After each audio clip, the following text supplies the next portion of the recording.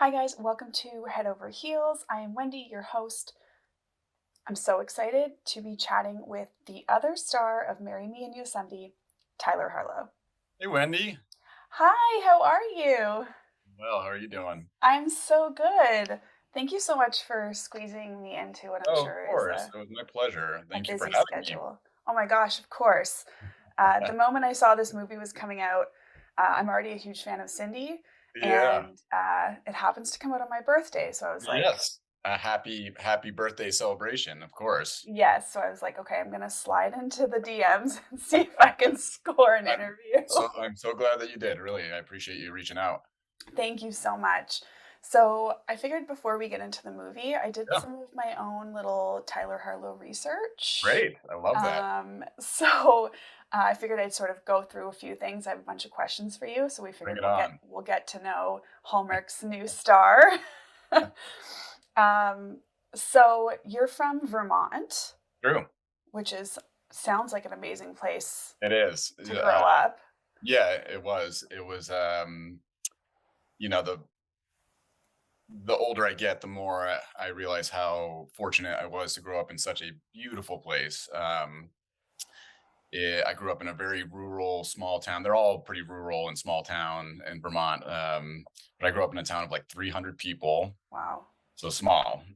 It's actually the town I grew up in is actually called a village. It's the village of Westminster West, and I grew up in a dead end dirt road. I have two older brothers, and so they kind of served as my social network for many years. But I again, when you realize I have such a strong affinity for the outdoors, I love to be out in nature. I love to explore. I think I have a great sense of adventure, and I attribute a lot of that to having grown up in such a beautiful place. So yeah, I from Vermont, and I gladly represent that. That's amazing. I'm You've never from been? nothing.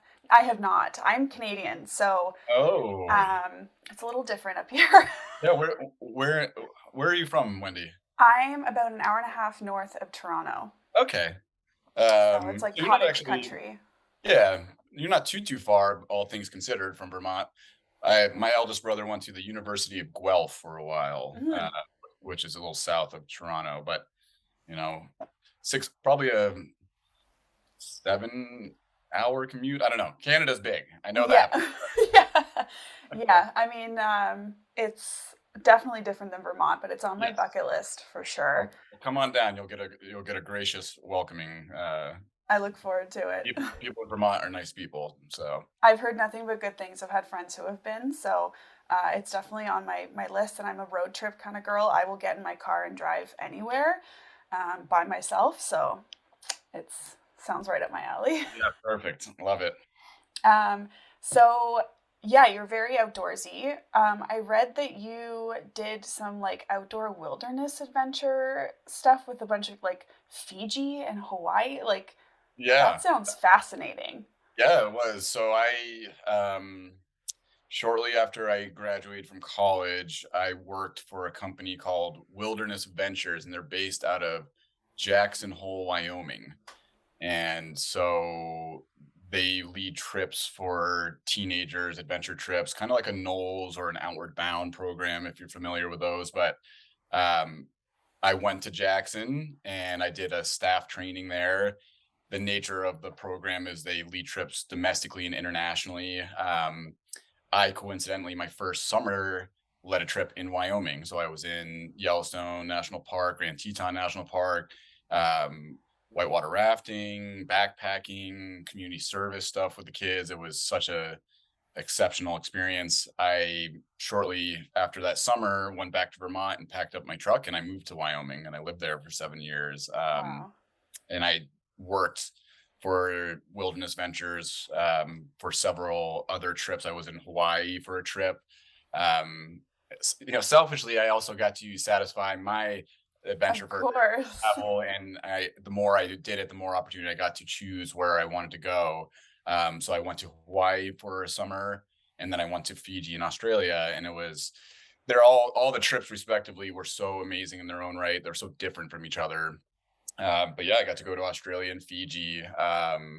and with 15 kids. It was me, my co-leader, and 15 kids. So you can imagine Oof. we all met at Los Angeles International Airport and flew together. It was a big responsibility and learning experience for me, but it afforded me the opportunity that I may not have otherwise had to go to places and spend time and help facilitate an amazing experience for young adults who are growing themselves and hopefully taking that affinity for the outdoors and the love of nature with them. And yeah, it was incredible. You got to in Australia, we flew into Sydney, and then we got to go on the Great Barrier Reef for 3 days and dive for 3 days. I got my advanced open water certification out there. I mean, that was just touching to your heart in so many ways, profoundly life altering. And then Fiji was incredible. We stayed in this beautiful remote village in the mountains, and we were doing a community service component, helping uh, build a school there, and the people were so immensely kind, and in many ways it was so informative that we stayed with people who whose lifestyle and the culture is so different from ours. They sleep on earthen um houses, and the pace of life is very slowed down. I'd always be like, I remember the who I was liaisoning with, facilitating the community service component. I'd be like, "All right, we'll be there at 8 o'clock, right on the dot." And like we'd show up, and they wouldn't show up until 9:30, and that's just the cultural. And it was actually a good moment to realize, like, we are so hardwired, and when things happen, they happen. And at night, they play volleyball down by the river, and it would be moms and kids, and you realize their sense of community was so at the epicenter of everything they did, and it was just incredible, and the kids really loved the experience. So yeah, I got to do that. That was my long-winded answer to your very simple I will question. take the long-winded answers to every question, so don't worry about If that. I ramble too long, just give me the eye. But yeah, it was that experience again. I mean, to bring it full circle, I mean, growing up in Vermont, having that childhood, growing um, into that industry. I was a psychology major in school at college. I didn't know what I wanted to do with that particularly, but I found that working with um, a youth population, I ended up with adjudicated youth in Wyoming for a while as well. And I was so lucky. I was very lucky that I got to combine things that I really enjoyed with making a career out of it. That's incredible. Yeah. That just sounds like a dream. Yeah, it was. I mean, it really is. I think it's a young person's game, because it's really, it can be stressful. There's a lot of going on. But it was uh, memories that I will forever cherish, and I'm grateful because it brought me to 7 years of my life where I met some of the most important people in my life in Wyoming. So it's amazing. Now I'm really feeling older because you realize you can start connect these things, and just your life. It's just a grand adventure. It's just such a if you see it that way, and if I think about where I am now compared to where I started out, I'm like, life has been good. It's incredible. I read that you rode across country for charity. Yeah, I when I was 24, I rode a bike from Boston to San Francisco. At the time, I was volunteering for a wonderful nonprofit based in Massachusetts called Camp to Belong, and they, in essence, reunite siblings separated through the foster care system. Oh wow. Um, and a dear friend of mine who I'm still uh, very close with, when I was in college, we met in college. Um, she was majoring in social work, and so she had um, aligned herself with this nonprofit, and she brought me on to this volunteer opportunity, and it was just talk about another life altering experience. You get to spend a week with uh, children who have endured more than I could ever possibly imagine in my own life, and a really kids who may have not seen their siblings for since the last time at camp for longer than that, and it's tied in with a lot of um, uh, trying experiences in their home lives, and they get to spend a week really connecting, and it was like just I don't know, it's hard to even I'm gonna cry. I'm sorry. It's just like it was such a beautiful experience that it just I was so grateful to have, and at the time it was during the 2008 when we had our first kind of recession here in the states, and unfortunately funding for this nonprofit was getting cut back, and so I kind of on a whim I said, well, what if I rode a bike across country to raise some money? And it really it seems it seems like kind of trivial to say, but my part in riding the bike was not the hard work. What it was really inspiring was people showing up and contributing money to something that was important to me and others. Just simply the the giving nature of people. You realize like people are good implicitly, and the experience along the way. I met some really incredible people that helped me keep going. In the bike ride when I crashed in Missouri, and I had a Oh really no. my bike got destroyed. I got beat up pretty good, and I won't delve into the entire story, but I got picked up by local fire and EMS in a very small town. They took me to the hospital. They took my bike to a local bike shop while I was in the hospital. They gave me a ride back to the firehouse. I ended up staying with them for like 4 days. They put me up in the firehouse. The bike shop was coincidentally right next door to the firehouse. This wonderful couple who owned the place fixed my bike for free. Um, the the firehouse ended up giving money to my charity through a benevolence fund they had, and it was just like I learned a lot about like what I believe is karma and goodness of people. People want to see you regardless if they have an affiliation with what you do. They want to they want to give. People, if given the opportunity, people will give in whatever capacity they can, and that's a wonderful thing. So yeah, that bike ride was amazing. And again, people, I think we ended up raising um 20 some odd $1,000, of Wow. which someone someone matched said they would match whatever I was able to raise. So I think the total was like $25,000, and you know, it's a win-win. It was something that I got to do for something that I was passionate about and cared about, and knowing that it was going to something that was really the work that the people who facilitated this camp and the love and energy that they put in. I'm like, my part was so small. The day to day that makes those experiences happen for the kids, like that was by far, in a way, more impressive than riding a bike across country. So, but yes, there's the next long-winded answer. Yes, I did I ride a bike. like them. Keep them coming. The people want to hear it. So, but that's just so what you did is very special, and you're clearly very humble about it because you saying that what you did was a very small part, but it is also a very large part because it pushed the initiative for people to donate. So you should be very proud of I that. am. Thank you for saying as much. I Um, am proud, and uh, I met some wonderful people through the experience and just in general. And thank you for reminding me because I'm like, oh yeah, another wonderful component of my life that I'm so grateful to have. my googling skills. So you said you're very outdoorsy. What are some of your like favorite outdoor activities to do?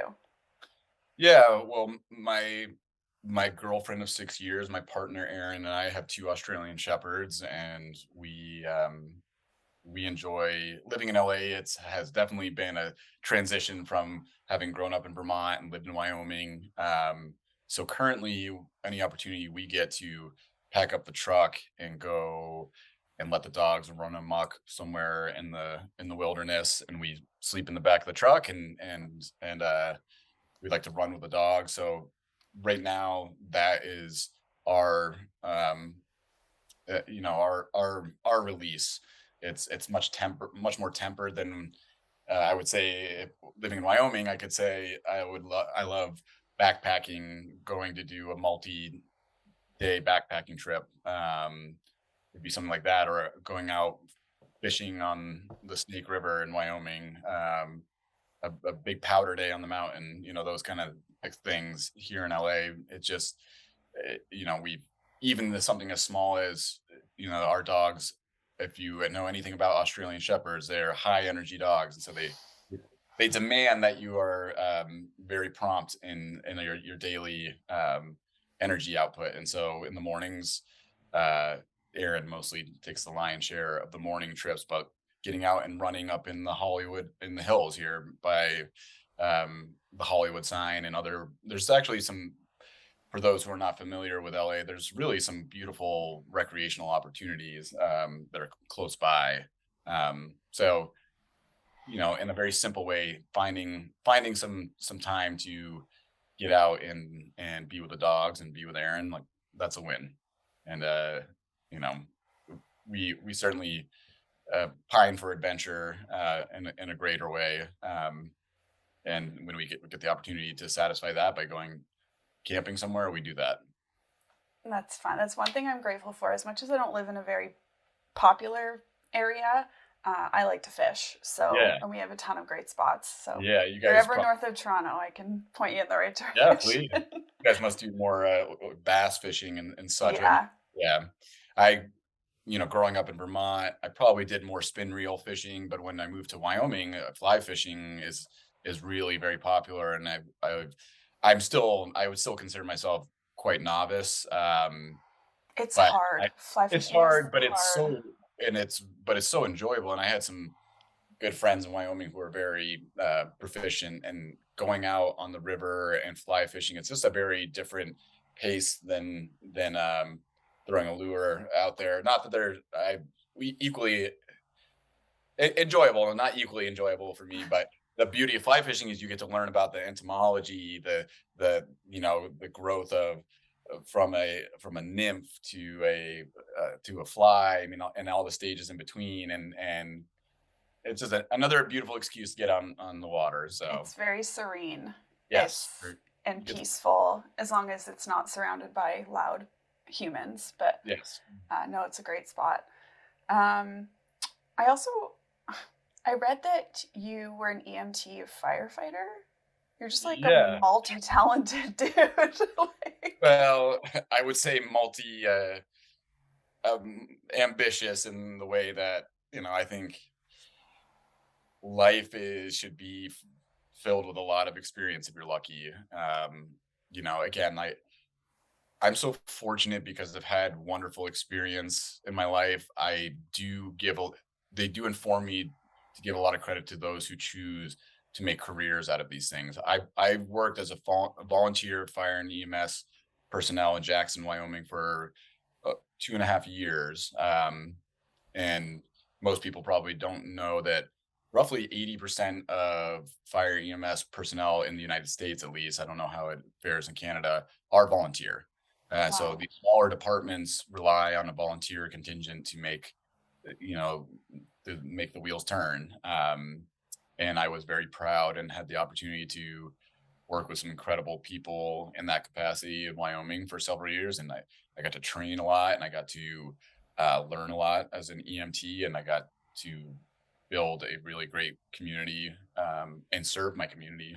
Living in Wyoming was probably the most beneficial and rewarding aspect of that. Was living in a community is great, but giving back to a community is even better. And since it was a small Jackson was a smaller town, 15,000 people, you really got to interact with people when you were in that capacity. So yeah, um I got to work it's a joint department. So they operate both fire and EMS. So I got to be an EMT. I got my firefighter one. I also got my wildland firefighter certification. So I could, because Wyoming is one of those states that's prone to wildfire. I got to deploy on a few um, day day firefighting, wild land firefighting excursions, which were again the I should be better at writing these things all down because you're more so in awe of what people do, seeing these smoke jumping crews from Canada, from California, these people who do this as a profession day in and day out. You know, I'm the older I get, the more I don't care what you do for a living, what you put your energy into is worthy of recognition, you know, and I got to really rub elbows with people who in every facet that I've spoken about, who are really passionate about what they do. And I kind of just got to have glimpses of it, you know, and hopefully it informs me as a person, especially in the realm of acting, you know. Amazing. Well, I mean, just getting better and better. Every question, like the girls are going to be swooning. Let me tell you. So when did you decide that because you started with a modeling career, Yeah. how did that sort of come about? Yeah. So towards the tail end of living in Wyoming, I had the opportunity to the modeling stuff. I don't know, in a very candid way. You, I knew that I was ready for a transition of some sort. I wasn't sure what that was. Um, I had the opportunity to work um, uh, to perform in a regional theater production in Wyoming that required equity actors from Los Angeles and Denver to join the ensemble because of the nature of the play. And so I was really fortunate to get to work with some stellar individuals who were working as career actors, largely in theater capacity. And I was able to, A, get enthused about I was so lucky to get to be part of this production, and when it was very small town, serendipitous. I had worked in as a handyman doing carpentry kind of related stuff. I met the director of the production before the production was ever being assembled, and know that she was the director. I had met this woman, and she had gotten my number through 6 degrees of something. She had asked me to look at a job. It didn't end up working out. We had a nice conversation though. That fast forward to several months later, I'm see that there's an opportunity to audition for this part in this play, and I had just missed the deadline for auditioning. And actually, now that I think about it, my girlfriend sent me the information for this audition, and so I reached out via email, not knowing it was this woman. I said, "Hey, I realize I missed the deadline. If there's an opportunity to audition for this, still, I would be glad to do so." And I get an email back, and she says, "I'd love you to come in. We met doing. I asked you to look at some work I needed done." I said, "Oh yes," and I went in, and she was amazing for the fact she had just moved from Gunnison, Colorado, where she was the head of the college's theatrical department. So she had cut her teeth, had a lot of experience. She took a chance on me, saying, "I think this would be a good role for you." And again, I got to work with people who, to this day, work a lot in Denver, who are incredibly talented people. And so I got to, in a very safe way, work with talented people who did nothing but support and advocate for me and my experience, give me a lot of great information and insight into the industry. Um, and I was doing I was doing very regional modeling stuff at the time. I'm sorry, I kind of left that part of it out. I was doing stuff in the Jackson market. I was trying to build up a portfolio of images, etc. Once I made that decision after this production was done to move to LA, then I started seeking representation here in LA and making it more of the focal point of what I was doing. So the modeling stuff I just kind of fell into it. It was, it's hard to say this with any humility. Um, though I intended to be like people will, the validation people like, you're a handsome guy. Why don't you model? And I never thought it, I always kind of brushed that off being like, whatever, that's not really what I'm into, blah, blah, blah.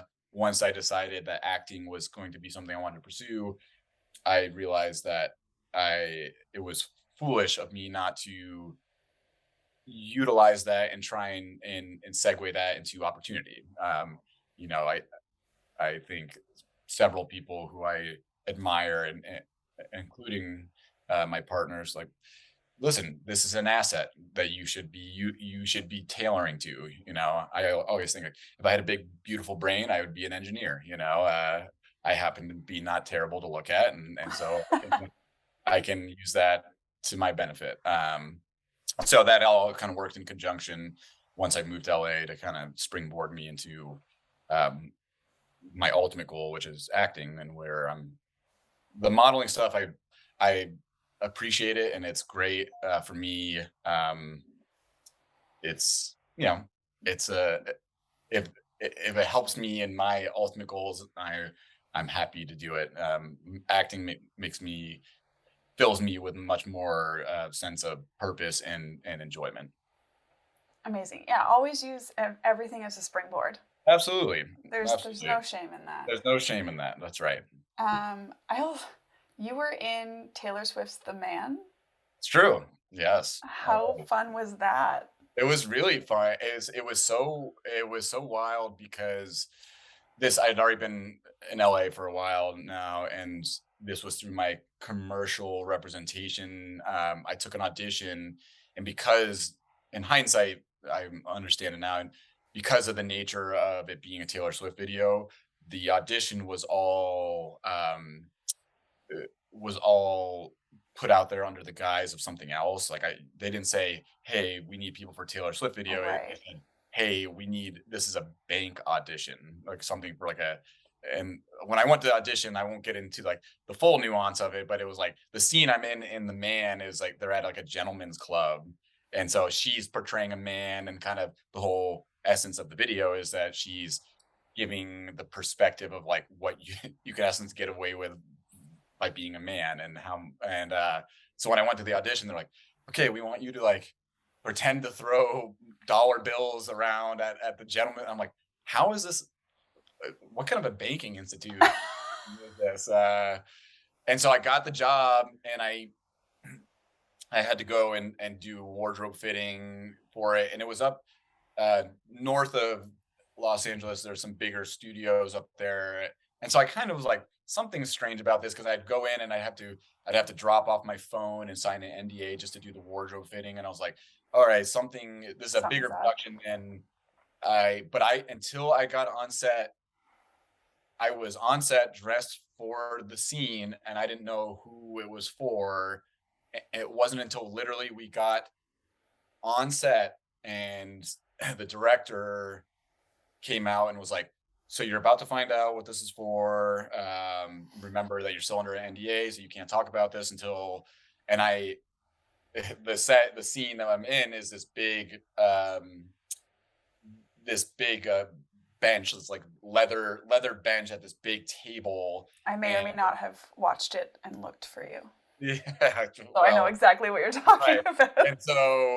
And so there's a there's this guy sitting at on in the booth, and I slide in, and I'm sitting right next, and the guy turns to me and says, "Hey, I'm Taylor Swift." And obviously she's in all this prosthetic, so you would have no idea. You wouldn't have no idea. And I was like, it took a moment to register. I was like, oh wow, this is Taylor Swift music video. And she was wonderful. She was so kind. She was actually directing the video, so talk about pretty awesome. So they would shoot the scene, and then they'd bring a screen over to her for playback. And I can see, obviously, a consummate professional, and seemed very down to earth. And it's funny because when I told people I was in the video, her name is Tyler in the video, and we kind of had like the same hair thing going on, and Yeah, people are like, there's "That you similarities in in the how video?" I'm she's like, "No, styled. that's Yeah, her. I'm next to her for this one small part in the video." But yeah, that was a fun one for sure. That was that you sounds know, you're like like, fun. it's like one of those welcome to Hollywood thing, you know, you're like, this is crazy. This is wild. That's hilarious. So what was your very first acting job? Um my very first acting job in Los Angeles or just in Yeah, general? like in Yeah. film or television. Yeah, I had done, you know, you for me, I was starting at um,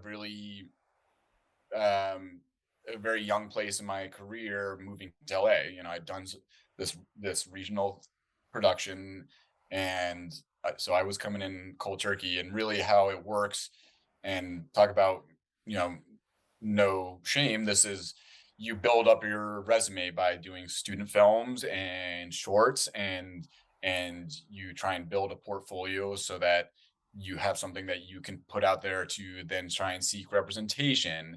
And so a lot of what I did was, um, through few colleges here in the Los Angeles area, I did a lot of um, short films. I think the first film I may have done was called Paintscapades, and it was a graduate film about like a group of kids that work in a paint store, and I was their manager. And there's a seemingly a murder that happens.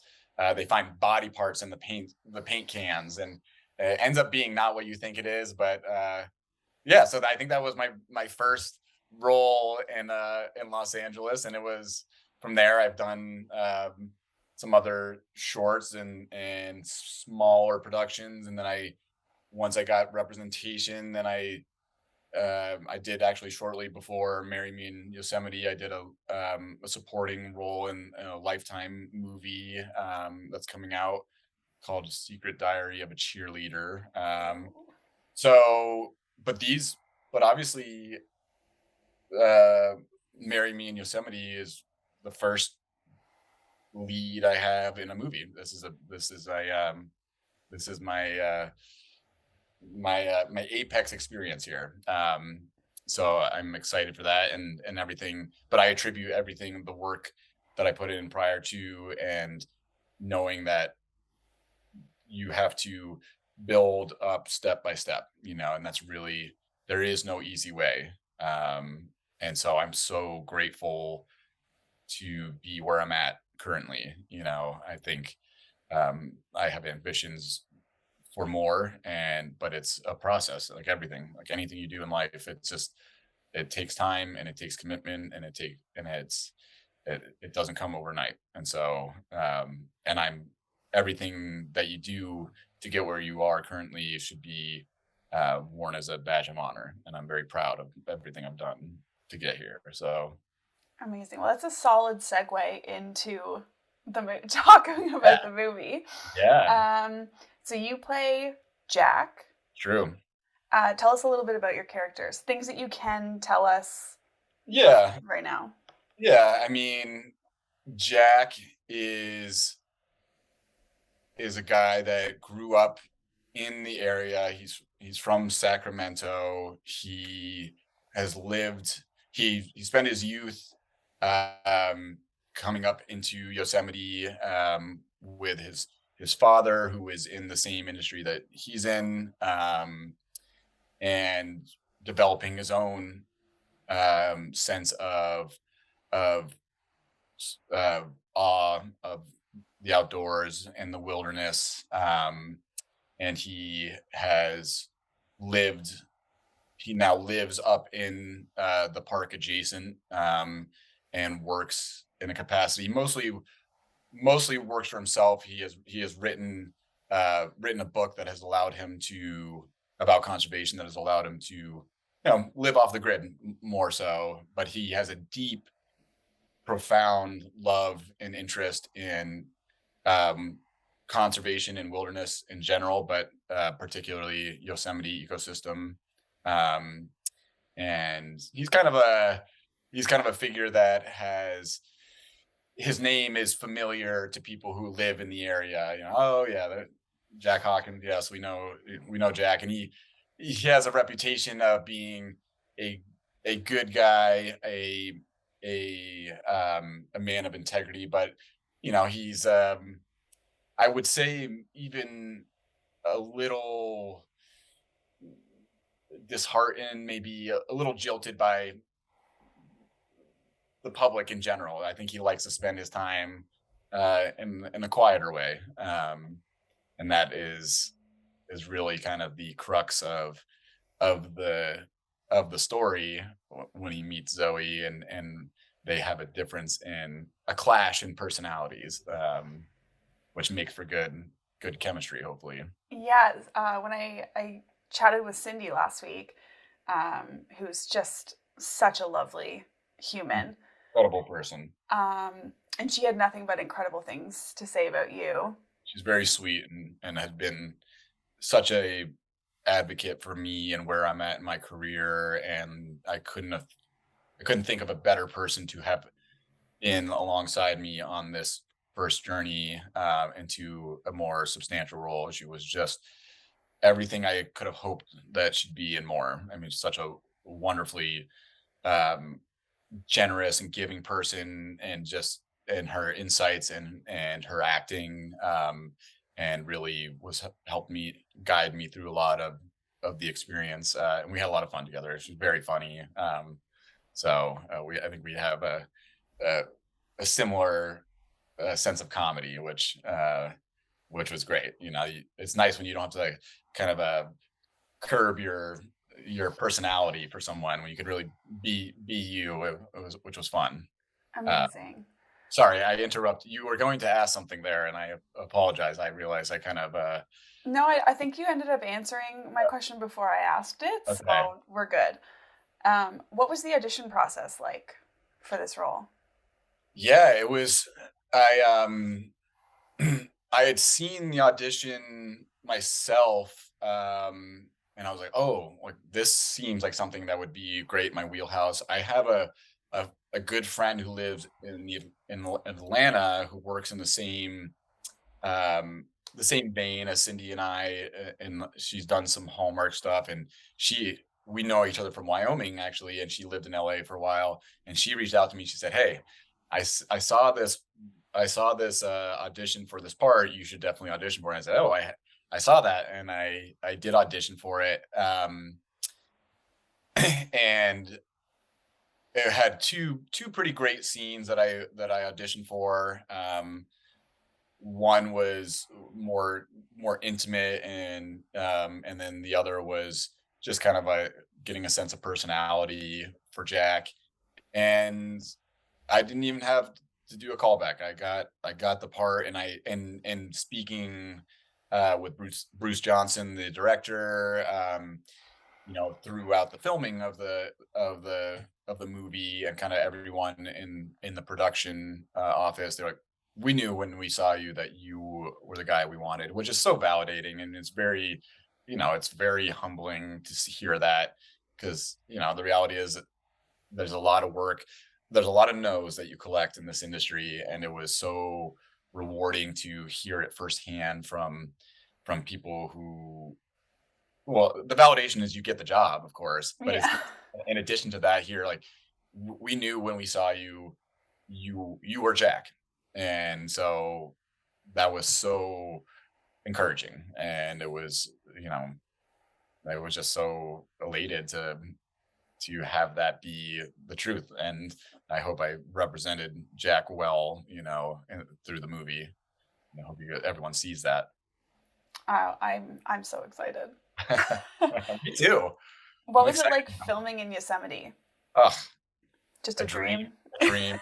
I mean, it really, we, for the first half of shooting, we stayed in this small community called Wawona, which is about from the south entrance. There's a couple entrance points into Yosemite. The south entrance, it's probably 20 minutes into the park, and it's this beautiful, it's kind of it's a very small community with like a general store and a very small school in it. I got the sense that it, people who live there were associated with the park, like park rangers, families of, and so it was very quiet in that way, which was nice because in the summer Yosemite is a very busy place, but because there was no ostensible tourist attraction, it was a place, a nice place to retreat to after working in the valley every day, and it had a beautiful, the South Fork of the Merced River ran right adjacent to the community, and at the end of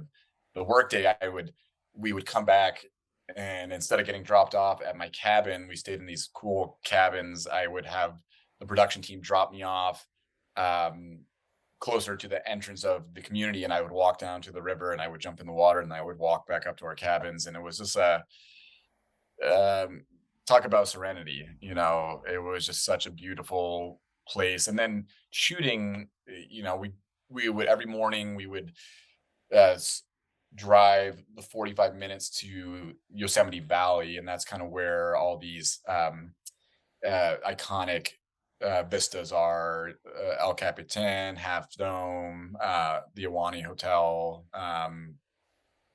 We would drive there, and depending on what our shoot schedule mandated, we'd be shooting in the valley. And it's like you drive in the morning, and you just immediately, we would come through this tunnel. They call it tunnel view, and you basically they tunneled a road through this mountain, and you come through the other side, and it opens up, and you're just kind of there's a you can understand why it's this place is has such a spiritual significance to people. I mean, it's hard to describe it, and even in pictures, it almost doesn't do it justice, the beauty of the place. So, you know, we'd always jest like, God, what a crummy place to work today. Can it get any worse? And it was It's just, rough. yeah, exactly. I mean, it was so beautiful, and we were really fortunate because from the most part, regardless of where we were shooting, we had space, so we weren't inundated with a lot of people. It's great when you get to talk about a thing that's right in front of you, as opposed to a green screen or using your imagination. I got to look at El Capitan and see rock climbers on the face. It was just a joy. I mean, every facet of the locations that we shot at was amazing. The team that we had up there was so great. We had a small production team because of the nature of shooting in a park. Um, and it was just like, you know, God, I can't believe that this is I'm getting paid to do this. I'm getting paid to be in such a beautiful spot. Yeah, Yosemite is a truly special place. And I'm so grateful that we got to shoot there. I mean, when I tell people I got to shoot there, they're like, "Really?" I know. You believe that? So I know. What a terrible first Hallmark I movie. know. What a god. Of course, maybe the bar is set so high now. I'll be like, "Oh yeah, I got to shoot this in a studio. Are you sure we can't be on location somewhere?" But the beauty of it, and is, we, fingers crossed. Maybe there'll be an opportunity for a sequel. It leaves a lot of room open for, going. There's a lot of books that can be made for other beautiful locations, and maybe Jack and Zoe can uh, travel to other beautiful spots. So We love a good sequel. that's right. So, Everyone loves a good sequel. Let's get through the first movie first. yeah, I was like, it's not even out yet, but I'll start rooting for the Right. sequel. Get ready for the next podcast. Start promoting the sequel. I'm ready. Do you have a favorite or a standout moment from filming? Um, Cindy told us about your Jared Leto. yeah, that was kind of wild. You're like, this is Super random. random and peculiar, but and it was funny because I'm sure Cindy told you that our first day of shooting, we had park rangers with us every day who were so awesome. It's such an incredible resource for the park that they were generous enough to have someone with us the entire time we were shooting. And um, Rob was this great park ranger that was with us for the majority of the time, and he was a rock climber, and he had indicated our first day of shooting that Jared Leto was in the park climbing with Alex Honnold, who did the um that God I can't Aaron, what was the name of the movie with Alex Honnold? Sorry, I'm referencing. Anyways, he's a very famous rock climber. He did and what's that? Free Solo. Thank you. The Free Solo. Mm. So he was climbing with Jared Leto, and they were climbing El Cap, which is that this famous ascent there. And so we knew he was in the park, and we were shooting a couple days, and I'd be like, I actually brought some binoculars with me, and it's amazing because you can see this 3,000-foot rock face, and you can see people, and it's like that's when you understand the enormity of how big this thing is. But I'd always just be like, I bet that's Jared right there, and so see him in person, we're like, I was like, hey. And the first thing I said to him, because he walked out of the Awani Hotel and we're shooting there, and I was like, I don't know why it was the first thing that came to mind. I was just like, I was looking for you yesterday with my binoculars up on an El Cap. It was very, very like just peculiar. You're like, how is this happening? Um, for me, I think it was the last day. So the first half of shooting, we were in the park, and then the second half we moved to just outside the park, so we weren't shooting in Yosemite Valley anymore. And the last day, the last shot that we did in the park was on Turtleback Dome, which is right actually just by Tunnel View, what I was explaining to you. And we did a shot there, and we were standing on this I mean, everything is granite, and it's massive. So when you're standing on something, it's just this huge football fields of kind of granite with shrubbery, and we were looking out shooting the scene, and it was kind of coming into the magic hour of the evening, and we were getting ready to depart, and the scene itself was significant in that age. I felt like I was speaking about the significance of the valley and the beauty of it. And it wasn't a stretch to just be in awe and really feel that moment. And the crew, we all took a photo together, and I knew that we were part of something really special, and that was a really wonderful moment, and it kind of our goodbye to a week of awesome memories. And I couldn't have thought of a better place to be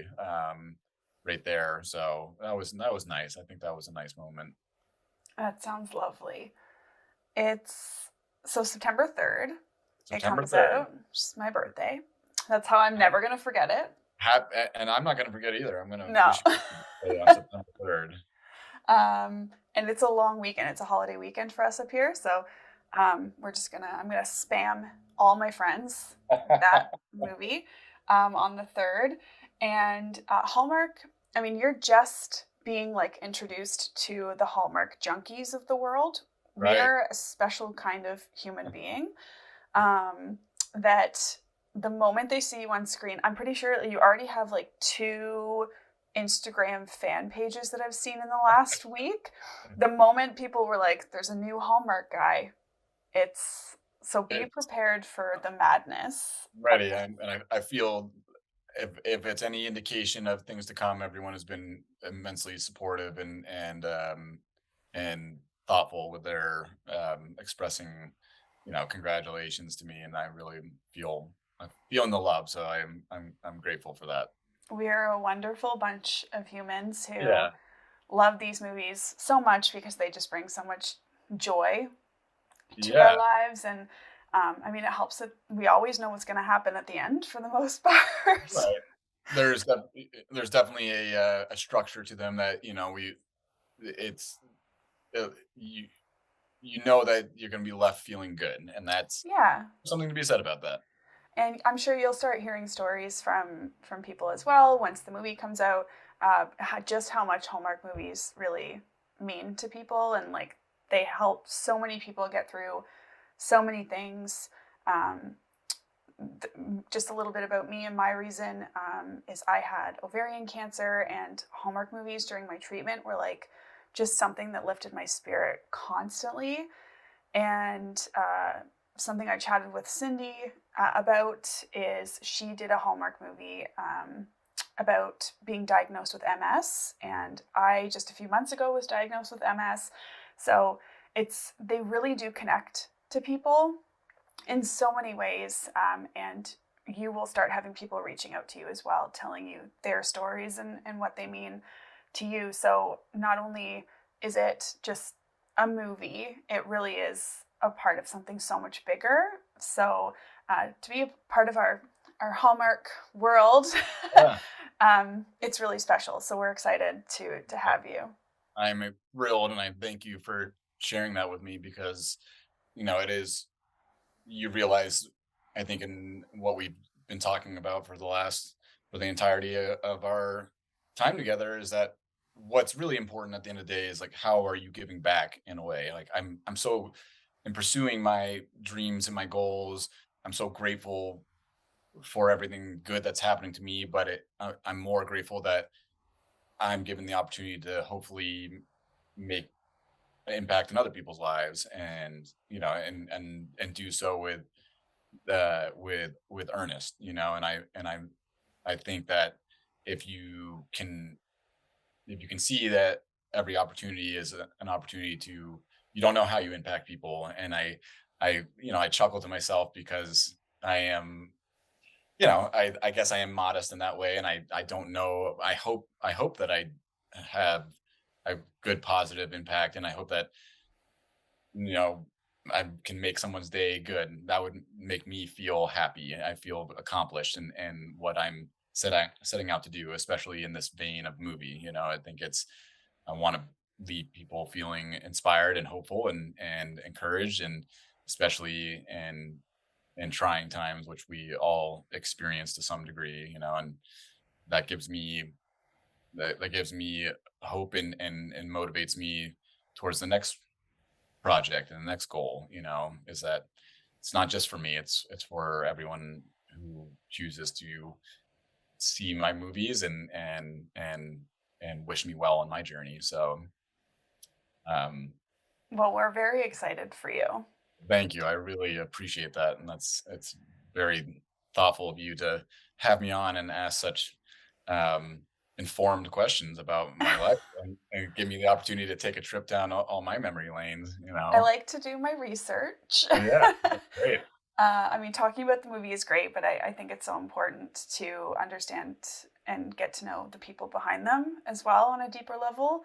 100%. We see everyone on screen all the time, but it's even just like I've only been doing this for about a month. It was something I just decided one day. I was like, I wanted to do it, so I just kind of went for it. And the few people I've spoken with already have such inspirational stories and just beautiful, they do such beautiful things for people, and I think that just adds to the Hallmark magic. So Well, I'm excited for you and your journey as well, thank and you. I'll be excited to hopefully get an invite for the next one. Oh, are you kidding? I because we're friends now, so Big time. now I have an in, so anytime anything pops up, You got it. I'm gonna be the first one in there. I love that. I'm sure you have also other requests. I know the girls, you're chatting with the girls from Suspenders Unbuttoned, who Yeah, are friends of mine as well, yeah, who are just two fabulous human beings. yeah. You'll I'm love them excited. too. So Yeah, I won't take up any more of your time. I appreciate you so much for spending the time and chatting about some personal things with us, and of um, course. where Uh, I'm just ready to see you on screen. Oh, me too. And I'll be thinking about you on Saturday. I'll be wishing you a happy birthday too. Thank you. Thank you. Feeling all the love on your special day. Thank you so much. And I will spam everyone and push the movie as much as I can, Awesome. as I always do. But I don't think it's going to be hard. So I hope it's well received. it will be. I have a good feeling. Good. So thank Wendy, you so much. thank you so much. I appreciate it, and enjoy the rest of your day. Thank you. It's my pleasure. And say hello to Aaron, who I know is I around there will. somewhere. Yeah, for sure. Thank you. All right, Wendy.